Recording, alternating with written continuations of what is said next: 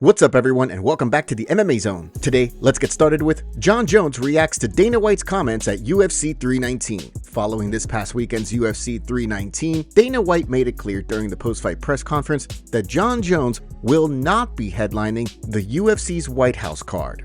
And before we continue, make sure to leave a like on the video to help support the channel.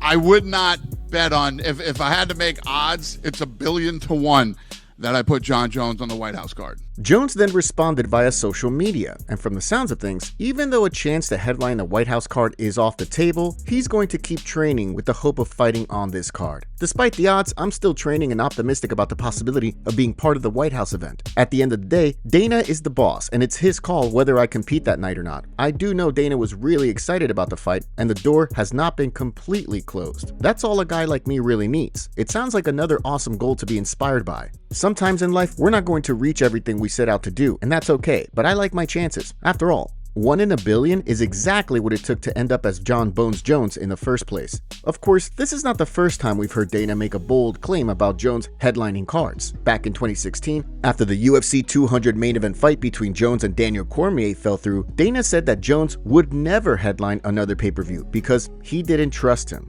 Although eventually White did change his mind, this time may be different. Paulo Costa sends a message to Khamzat. After making it clear that he has unfinished business with Khamzat Chimaev prior to his fight with Roman Kopylov, Paulo Costa has since continued to take shots at the newly minted champion. During an appearance on the Errol Helwani show this week, Costa unloaded on Boers. Look, you know who I am. I'm coming for you. You can hide as much as you want. I know how to fight you. You're going to rush, as you always do. You're going to do your thing. You're going to shoot on my legs. I know that. I expect that. I'm ready for that. But then guess what? We have 5 rounds. I'm going to make you pay for every time you shoot on my legs. That's what my coach Eric Albarracin taught me to do. I'm going to make you pay. Then, when we're back on the feet, I'm going to hurt you so badly you want to give up, but I will not let you give up. I'll hurt you until the referee stops the fight. I'm coming for you. I will defeat you. Costa then launched into a live demonstration of how he would beat Chimaev, showing how he would stuff takedowns and then land shots on Chimaev. Once he shoot, because he's going to shoot in the very first second of the fight, I'm going to block his head and knee, and he's going to try again and again, but slowly he's going to be getting tired. Then I'm going to start to hit him in his head and his body. Even if he put me down, he will not keep me there. I will get up as soon as my butt hit the ground. While Costa wants a title fight, he'll likely have to get at least one more win before entering the title picture. According to Reinier de Ridder, he's eager to fight for the belt, while Nasruddin Imavov and Caio Borralho fight for the #1 contender spot. According to Damon Martin, RDR already wants to sign a contract. Based on a tweet posted by Chimaev, however, he's unfazed. RDR reacted to Khamzat's tweet by writing, "Congrats on the belt, Khamzat, but I'll show you what true grappling dominance looks like. Sign the contract." To which Khamzat replied, writing, "I'm gonna make you look like white belt, Habibi." Now, you want to know what's funny? The RDR account that tweeted at Khamzat is a fake RDR account that we had reported this past couple of weeks. So not only did this fake RDR account get Paulo Costa, it now tricked Khamzat Chimaev. Seriously guys, you need to block this account. Later, the actual RDR appeared in an interview on Submission Radio. RDR had this to say about the Khamzat matchup. "I have some sneaky stuff from the bottom as well. I think I can really make it hard on him once I put him on his back. So yeah, I think I have a good chance in this fight. As for you, the viewer, would you be interested in a DDP rematch? Or would you prefer Khamzat to fight someone new like RDR? Let us know in the comments below." Arman Tsarukyan reveals Khamzat's coach stopped him from striking. Earlier today, Arman Tsarukyan appeared in a video for his Adam Zubarayev, and he revealed that Khamzat wanted to strike in round 4, but his coach shut him down and told him to stick with the game plan. Arman said the following.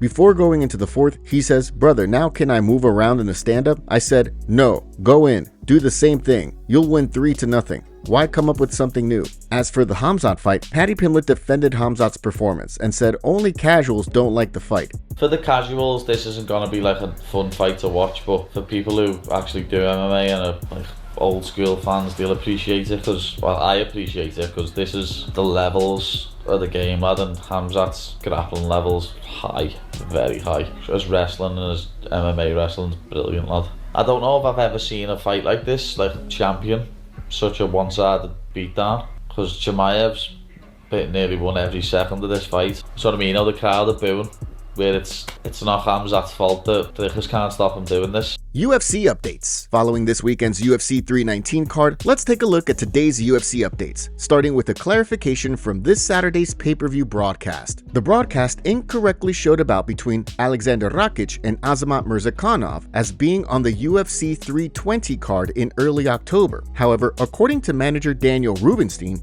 who weighed in via social media, the bout is still set to take place on the UFC 321 card in Abu Dhabi. Next up, we got a call out from Mateusz Gamrot, who's looking to run things back with Beneil Dariush on the heels of his win over Ludovic Klein back in May. In a post on social media, Gamrot urged Dariush to sign the contract, writing, "Bro, Dariush, stop thinking, sign the contract, and let's run again." Next, we have what appears to be a beef between welterweight Ramiz Brahimaj and Jeff Neal's coach Saif Saud. In a video shared by Gilbert Burns from Saturday's fight showing the crowd's reaction to Carlos Prates' KO win, Brahimaj can be seen pointing at Saud and yelling that he ruined Neal's career. Brahimaj then took to his Instagram story, doubling down on his criticism of Saud. Never allow a fraud to coach or manage you. While it's clear that Brahimaj doesn't like Saud, it's unclear where the beef stems from. And last but not least, we have some huge news from Ariel Helwani. Ariel reported last night that Frankie Edgar will be coming out of retirement to fight for BKFC on October 4th.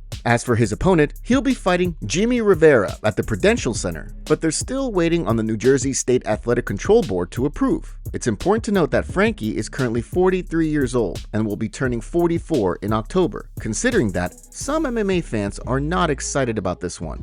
MMA Junkie's Nolan King wrote, "Man, I love Frankie. He helped further my love for the sport. He's a great representative of MMA. I can't say enough good things about him. A-class, but this is tough to see.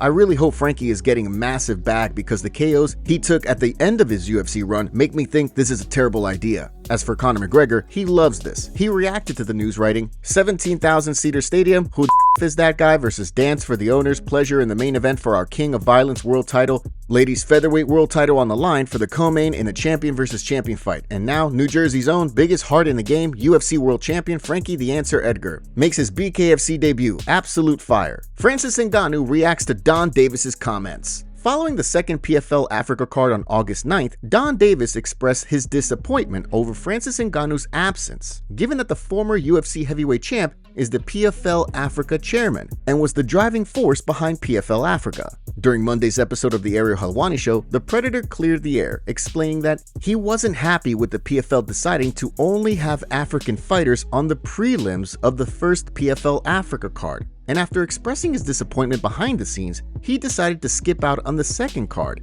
even though it was more in line with his vision. As far as my reaction, I don't think it was something he should have bring out there. At least if it was me, I wouldn't keep it out there. Now, it gets in the position that we have to bring up context, like why didn't I come there? He didn't know why I didn't come. I've been waiting for this for 2 years, and this was the big part of it. So when you're still working on something, unless you think it's off, it's not a thing that you bring it outside. I wasn't okay with something, but I wasn't the one that was going to take it out publicly. For example, if you want to know what exactly is the reason I wasn't there, I wasn't very okay with the first PFL Africa event seeming to be like an undercard. That wasn't my decision, and I wasn't down for it, but I expressed my feelings to them. Fans were quick to weigh in via social media, with one sharing a quote from Dana White. "I didn't like Francis as a person. It wasn't a guy I wanted to do business with. My boys were telling me he's misunderstood. I told them when somebody shows you who they are, believe them. It wasn't about him becoming heavyweight champion of the world. Francis isn't a good guy. He plays the good guy. I don't understand the language, so he seems like he's a nice guy. He's not, and he's just not a guy I wanted to be in business with, period. End of story." Another wrote, "Francis is a scam artist." One fan joked, "I got it. Go out and find a guy like the best heavyweight in the world, pay him whatever he wants, and then have him headline PFL Africa." Oh wait, another added, "That's low-key weird that you're disrespecting the fighters on the card by refusing to go just because they aren't a high level." One pointed out, "He chose to sign to an org with almost zero elite fighters, then ate up a ton of their money that could be used to sign elite talent. And as soon as the check clears, he's now trashing the people who he claimed were his #1 priority. Really makes you wonder, LOL." Despite the situation, as Ngannou explained to Ariel Helwani, he has no interest in returning to the UFC. And although he wants to fight again, he's expecting it to be in the PFL.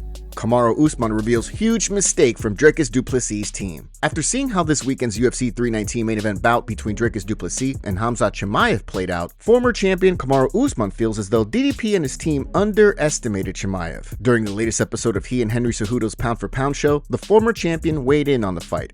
I don't want to say Dricus was too overconfident. I felt that even the team, with the way that they were talking, with the way that they were kind of the lack of respect for Khamzat, like, oh, yeah, you can't come beat us with just one skill. You think you're just going to beat us with one skill? That's a pretty damn important skill. You know, it's a big one to overlook. It is. And it's the best one. It's the best one. And I think they kind of overlooked. They didn't take it that serious. They felt, okay, if we survive one, we're good.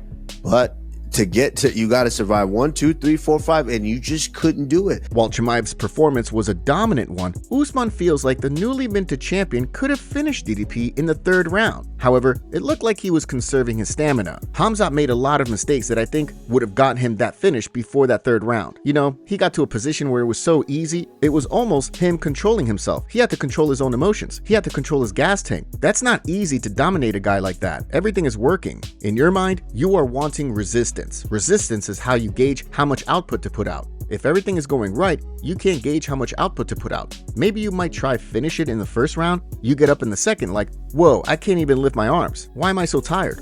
Khamzat did a phenomenal job because he had so much success with this. Despite the lopsided loss, DDP's coach has promised to do everything he can to get du Plessis back atop the division. Bryan Battle reveals the truth on why he missed weight. After moving up from welterweight, Bryan Battle missed weight for his middleweight fight with Nursultan Ruziboev this past weekend. Despite moving from 170 to 185, Battle still managed to come in 4 pounds over the middleweight non-title fight limit of 186 pounds. During an appearance on the Ariel Helwani show on Monday, he dished on the situation. I thought it was going to be a walk in the park. Things just went south. When you're cutting weight and things go south, it's hard to recover from it. The morning of, we got up at about 5 o'clock to finish doing the rest of the cut, and I lost a pound in like the first 40 minutes. But we spent the next 4 hours, I was sweating the whole time, but I wasn't sweating a lot, and I lost another pound over the course of the next 4 hours. This comes on the heels of Battle apologizing to Ruziboev in a video posted by Full Send MMA, where he spoke about the situation, saying, I thought it would be a lot easier. I got a little bit sick towards the end of the week. You know what I'm saying? It's on me. I'm very sorry. From the sounds of things, the two will have a chance to throw down on the UFC 321 card in October if Dana White decides to keep Battle around. Sean Strickland challenged to 40K SPAR. Sean Strickland has been challenged to a sparring session against influencer and streamer HS Tiki-Taki for $40,000. According to the streamer, he thinks a live stream spar against Strickland would be an easy win, claiming that he would dog walk him. He said, I'll pay you to appear on stream and we'll have a spar, boxing spar, as soon as my hand's fixed. I will pay you 40K for a spar, alright? I will take you out. I will take you out, I promise you. Just a light little spar, 16-ounce gloves, 18-ounce gloves. I will take you out, okay? No, I would dog walk Sean Strickland. Yeah, I'll dog walk this guy, man. Keith Berry texted Sean Strickland putting this on his radar, so most likely we will get a response from him sometime soon. Do you think Sean Strickland should keep sparring influencers?